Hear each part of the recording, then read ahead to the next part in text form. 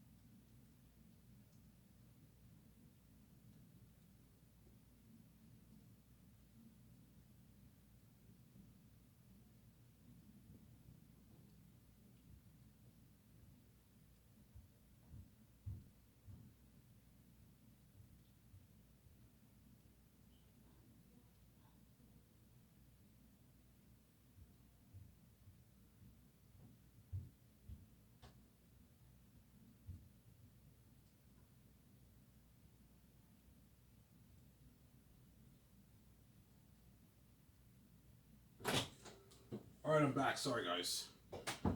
I went upstairs to make my mocha coffee. And a good, like, I don't know, 10 minutes into this part, I will go upstairs and make my coffee, and that way I have enough time. I only have like 17 minutes on my phone, guys. Yeah.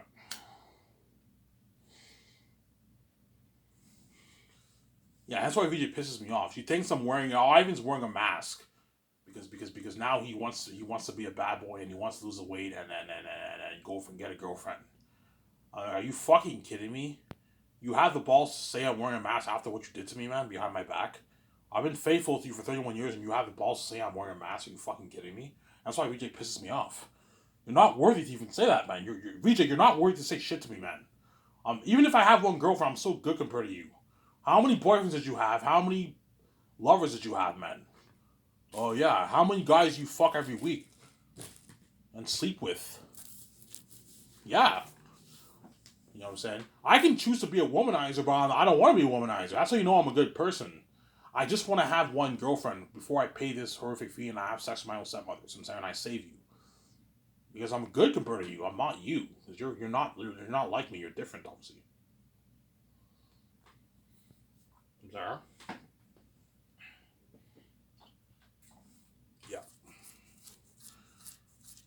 Do you think you'll get the rat?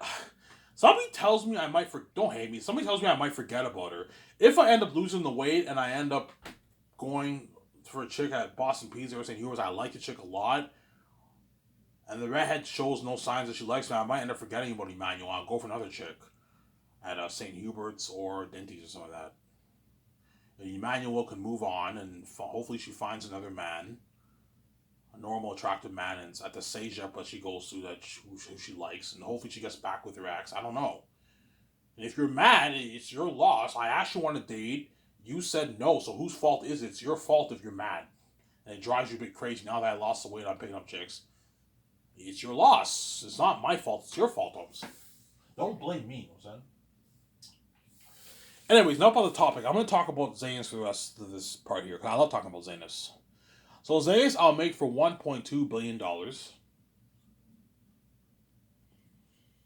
$780 towards the movie. And what?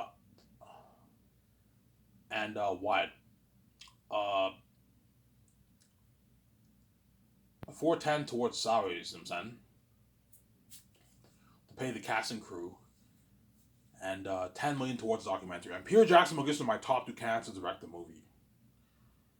Peter, I'll pay him his $85 million base, $450 million of the box office receipts, and $80 million of the merch receipts. Mel Gibson, I'll pay him his $56 million base, $180 million of the merch receipts, or I can pay him $200 if he's greedy. To pay him a bit more money if you want, but I mean, $180 million is enough money for him. The Records Hall don't even make that. I can give him $25 million in merch receipts. So Mel Gibson signed a $260 million deal.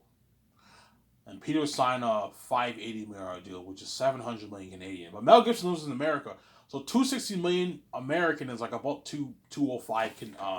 $260 Canadian is like $205 American. So Mel Gibson signed like a $200 million American deal.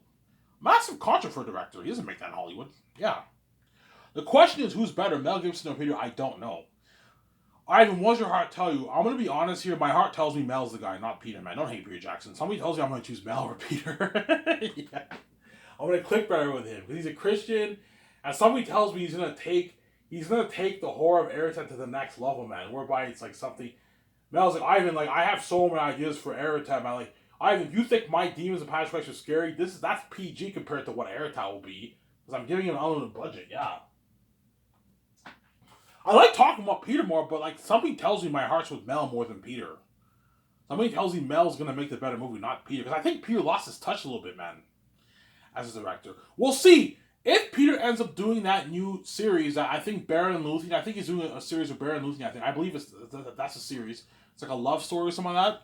Let's see how good that series is. If it's good, that means Peter did not lose his touch. If it's not good, or it's okay, that means Peter has lost his touch as a director.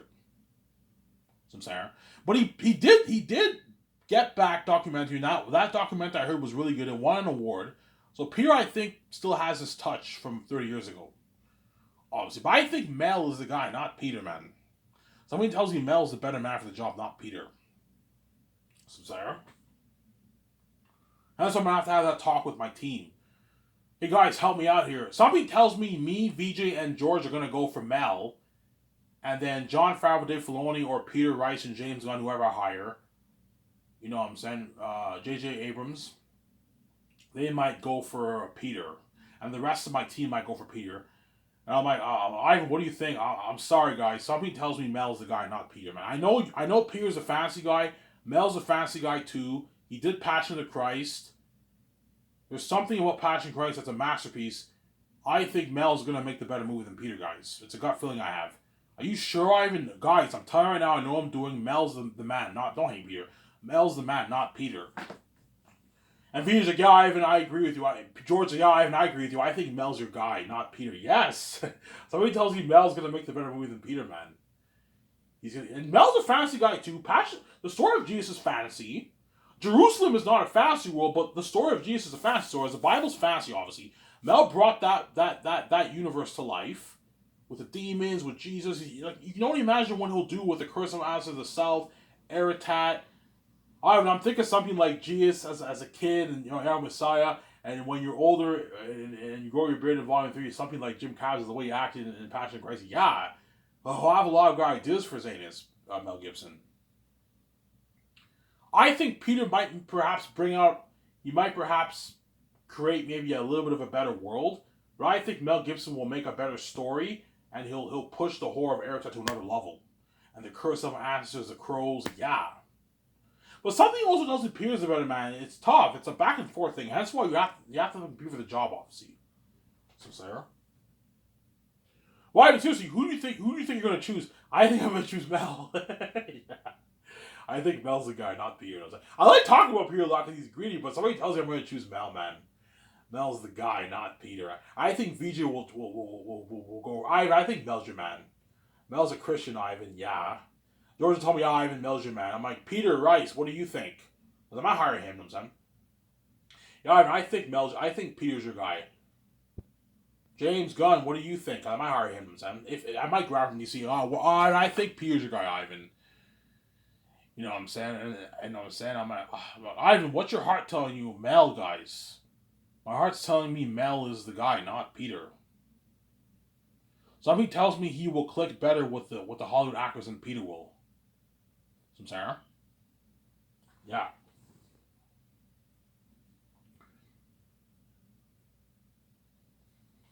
I don't know. I choose Mel. Don't hate Brie Jackson, and I choose Mel Gibson, son.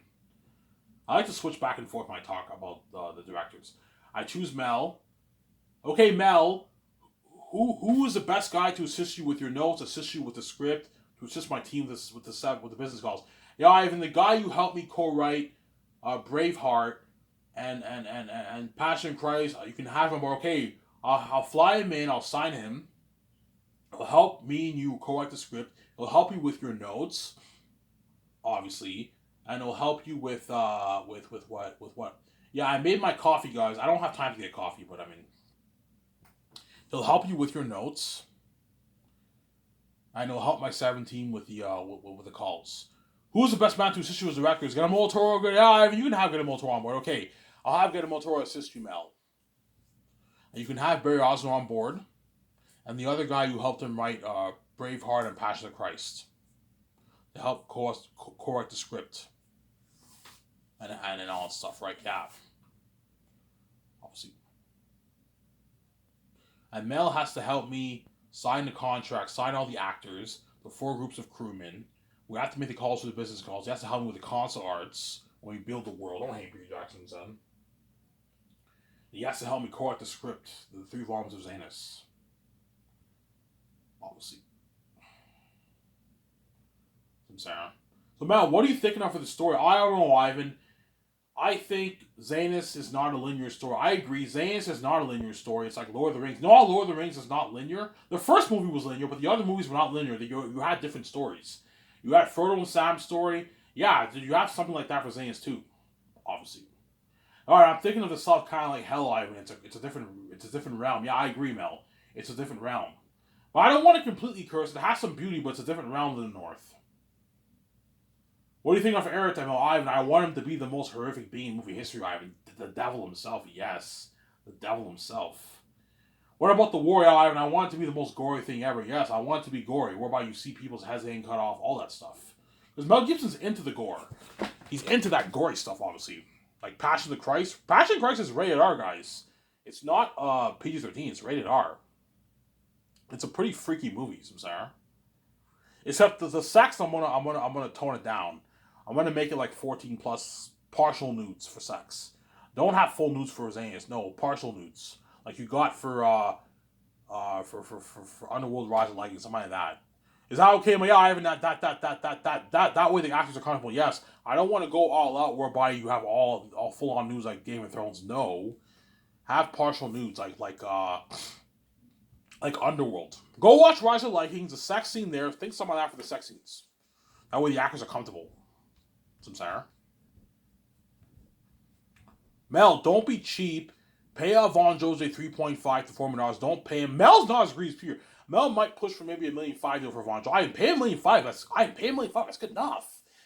So I'm like, no, Mel, don't be cheap. Pay him his $3.5 to $4 million. That way he gets paid. BJ, don't be cheap. Pay John Boyega his $8.5 to $8.9.